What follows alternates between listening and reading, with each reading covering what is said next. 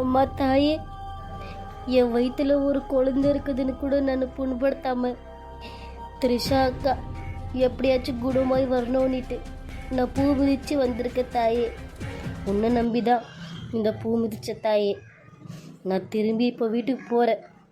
போகும்போது எனக்கு அங்கே குணமாயிட்டான்ட்டு செய்தி மட்டும்தான் எனக்கு வரணும். நான் செஞ்ச இந்த ஒரு பாவத்துக்கு இது நான் எனக்கு தண்டனையாக நெஞ்சுக்கிறேன் தாயே. எங்கடா உன் பொண்டாட்டி காலையில் போனா இன்னும் காணோம்? முன்னாடி தினமா காலையில் சொல்லிட்டு போனா கோயிலுக்கு போயிட்டு வரேன்னுட்டு. நாங்கெல்லாம் கோயிலுக்கு போகிறதே இல்லையா? என்ன இவ்வளோ நேரம் வேணுமா? காலையில் போனவோ நைட்டு 8 மணி ஆகுது. வீட்டு விட்டு போன பொம்பளை இன்னும் திரும்ப காணோம். ஒரு ஃபோன் கூட நீயும் பண்ண மாட்டேன்ற. வந்துருவாமா, வெளியே எங்கேயாச்சும் போயிருப்பா. ஃபர்ஸ்டே நீ பொண்டாட்டி முந்தானி பிடிச்சி திரியிறாவ சொல்லணுமா? என்னவோ பண்ணின்னு போங்க. என்னங்க அஞ்சலி, காலையில் போன கோயிலுக்கு எதுக்கு இவ்வளோ நேரம் ஆச்சு? அடடடட, வாமா என் ஆசை மரமாவளே. என்னம்மா இங்கே என்ன நடக்குது? உன் பாட்டுக்கு நல்லா ரெடி ஆயிட்டு இப்போ ஊரெல்லாம் சுற்றின்னு வந்துன்னு இருக்கியா? இல்லத்த, நான் இவ்வளோ நேரமும் கோவிலில் தான் இருந்தேன். இப்போதான் வந்தேன். அது எப்படி? எப்போ பாரு அழுந்துக்கிட்டே இருக்க. உன் கண்ணில் மட்டும் தண்ணி வத்தாதா? நீ என்னடா கார்த்தி எப்போ பார்த்தாலும் அவளுக்கு சப்போர்ட் பண்ணுற? இது ரொம்ப ஆபத்துடா. முதல்ல கோவிலில் இவ்வளோ நேரம் என்ன பண்ணின்னு தான் அவளை கேளு. அது அது நான் வந்து பூ மிதிச்சேன் அத்தை. என்னது என்னது பூ மிதிச்சியா? ஆமாங்க, த்ரிஷா அக்காக்கு நல்லபடியாக உடம்பு குணாகணும்னுட்டு பூ மிதிச்சு தீச்சட்டி எடுத்து வேண்டிக்கிட்டாங்க. உனக்கு பைத்தியங்கிட்ட பிடிச்சிருக்கா என்ன? உனக்கு வயிற்றுல குழந்தை இருக்கு, மறந்துட்டியா? இது என்ன எந்த புடவை கட்டினாலும் அழகா இருக்குதே. நீ என்னம்மா தொம்முனுக்குற? எதுனா சொல்ல வேண்டியது தானே? அதானே, உனக்கு அறிவில்லையா அஞ்சலி? போய் பூ மிதிச்சு தீச்சட்டி எடுத்துட்டு வந்துக்கிற. உனக்கெல்லாம் என்ன பண்ணி தொலைக்கிறதே எனக்கு தெரியல. வேணுன்ட்டே சரியா என்ன நீ? இல்லத்த, நான் வேணும்ன்ட்டு செய்யல அத்தை. எனக்கு ஒரு வார்த்தை கூட சொல்லாம இப்ப செஞ்சுட்டு வந்திருக்க அஞ்சலி. நீ என்கிட்ட பேசாத. என்னங்க நில்லுங்க. ஒன்றும் மாமியாருக்கு பயப்படணும் இல்லையா? புருஷனுக்கு பயப்படணும். யாருக்கும் பயப்படுறதில்ல. உன் இஷ்டத்து போல நீ திரியிறது. என்னவோ பண்ணின்னு போடி தாயே.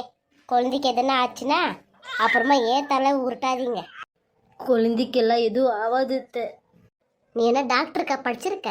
எல்லாம் தெரிகிற மாதிரி ஆடாத தாயே. என்ன பண்ணுறது?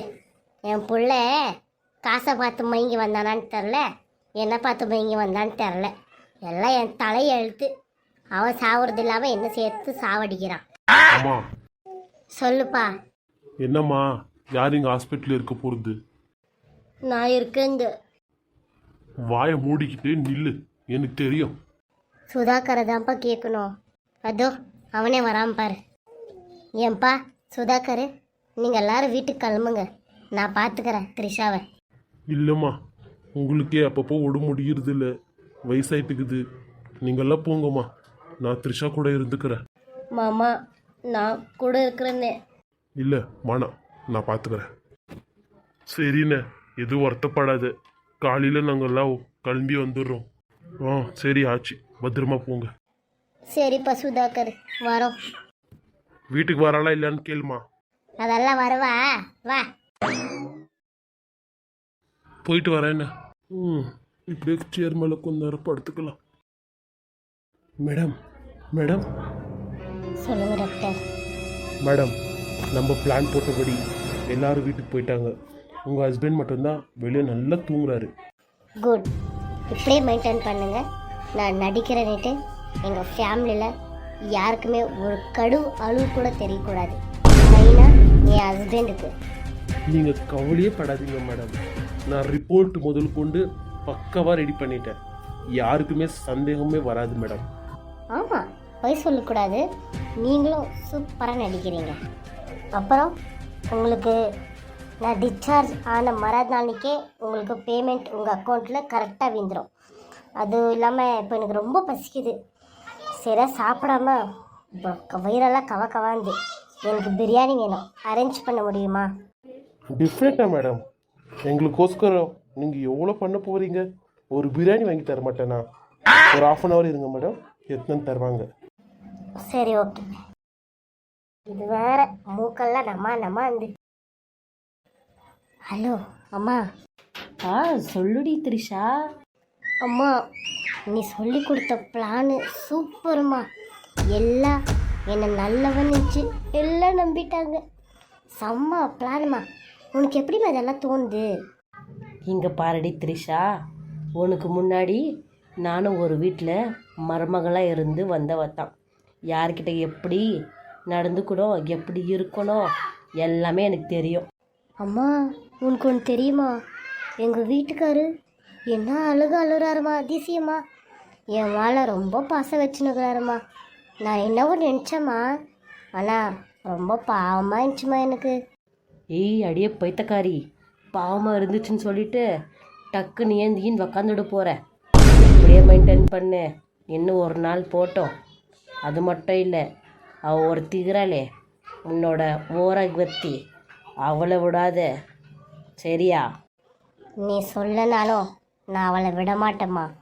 இவ்வளோ நான் எல்லாம் பண்ணுறதுக்கு அவளை பழி வாங்குறதுக்கு ஒரே ஒரு எண்ணம் மட்டும்தாம்மா. அவளை நான் விடவே மாட்டேன். இப்போது என் மாமியார் என் பக்கம்தான். நானும் நேற்றுலேருந்து பார்த்துன்னு தான் இருக்கிறேன். என் மாமியார் அவளை ஒரே திட்டு. ஃபுல்லாக அவளை பார்த்தாலே எரிஞ்சு விந்துனுங்கிறாங்க. என்ன ஒரே பெட்டில் ஒரே இடத்துல பத்துனே இருக்கிறம்மா. அதுதான் ரொம்ப கஷ்டமாக இருக்குது. சரியாக சாப்பிட முடியல. எனக்கு வேறு டெய்லி நான்வெஜ் இருக்கணுமா? வாயெல்லாம் நம்மாந்து. இப்போ தான் நம்ம ஆள்கிட்ட சொல்லி அமுச்சிக்கிறேன், பிரியாணி வாங்கிட்டு வாடானிட்டு. ஏய், நீ பிரியாணி சாப்பிட்டு ஒரு ரூம் ஃபுல்லாக ஸ்மெல் வர போதுடி. அது மட்டும் இல்லைம்மா, நல்லா தூங்குறாரு எங்கள் வீட்டுக்காரு. இப்போது சென்டரில் ஏந்திக்கிறதுக்கு சான்சஸ் இருக்குது. அதனால பாலில் ஒரே ஒரு தூக்க மாத்திரை போட்டு கொடுத்து அவனை ஷட் டவுன் பண்ணி விட்ருவேன். காலையில் ஒருக்கு ஏன் இஷ்டம் போல் கொஞ்சம் ஆறாமல் இருப்பேன். ஆமாம், தூக்க மாத்திரை எப்படி கொடுக்குற? அதான் ஹாஸ்பிட்டல் ஃபுல்லாக நம்பாலும் இருக்கிறாங்களே, பின்ன என்னம்மா கவலை? காசு கொடுத்தா எல்லாமே பண்ணலாமா. சரிடி த்ரிஷா, எது செஞ்சாலும் ஜாகிரதை செய். சரிம்மா. சரி, நான் வைக்கிறேம்மா. சரி, நானும் வைக்கிறேன். ஐயோ, எங்கள் வீட்டுக்கு வர போல இருக்குதே. சாரி அஞ்சலி, நீ இருக்கும்போது உன்னோட அருமை எனக்கு தெரியல. இந்த 2 நாளும் எனக்கு நரக வேதனையாக இருக்குதுடி. எல்லாம் இந்த அஞ்சலினால வந்திருந்து. நான் அவளை ரொம்ப நம்பிட்டேன். சாரி த்ரிஷா, சாரிடி. Excuse me sir. சொல்லுங்க. இது பால் டாக்டர் உங்களுக்கு கொடுக்க சொன்னார். எனக்கா? இதை நான் பால் கொடுக்குறது?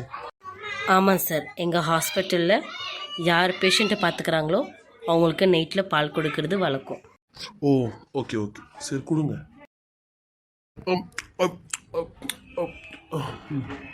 இது என்ன, பால் குச்ச உடனே ஒரே தூக்கமாக வருது. அது சரிதான், நல்லா காரில் ஓட்டிட்டு வந்தோம், ஒரே டயர்டு போல் இருக்குது. சரி, இங்கே பத்து தூங்கலாம். இல்லை வேணாம், அப்பப்போ டாக்டர் த்ரிஷாவை செக் பண்ணுவாங்க, நம்ம வெளியே போய் தூங்கலாம். மேடம் சொல்லுங்க. மேடம், நீங்கள் வாட்ஸ்அப்பில் மெசேஜ் பண்ணீங்கல்ல, உங்கள் ஹஸ்பண்ட்க்கு பாலில் தூக்க மாத்திரை போட்டு கலந்து கொடுங்கன்ட்டு கொடுத்தாச்சு. நல்லா தூங்குறாரு. அங்கே டைனிங் டேபிளில் பிரியாணி வளைஞ்சு வச்சுருக்கேன் மேடம், சாப்பிட்டுடுங்க, டாக்டர் சொல்லியிருக்காரு. ஓகே மேடம், போகும்போது என்னையும் கொஞ்சம் கவனிச்சிட்டு போங்க மேடம். கண்டிப்பாக. சரி மேடம், நான் வெளியே இருக்கிறேன். எதனா வேணும்னா டாக்டருக்கு மெசேஜ் போடுங்க, நான் வந்துடுறேன். ஓகே. அட பிரியாணி பார்த்த உடனே நிஜமாவே உசுறு வருதுப்பா.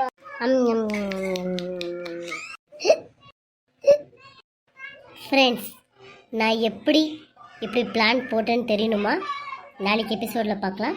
மறக்காமல் சப்ஸ்கிரைப் பண்ணிக்கோங்க. அப்போ தான் உங்களுக்கு நான் அடுத்து போடுற வீடியோ உங்களுக்கு உடனே நோட்டிஃபிகேஷன் வரும். தேங்க்ஸ் ஃபார் வாட்சிங்.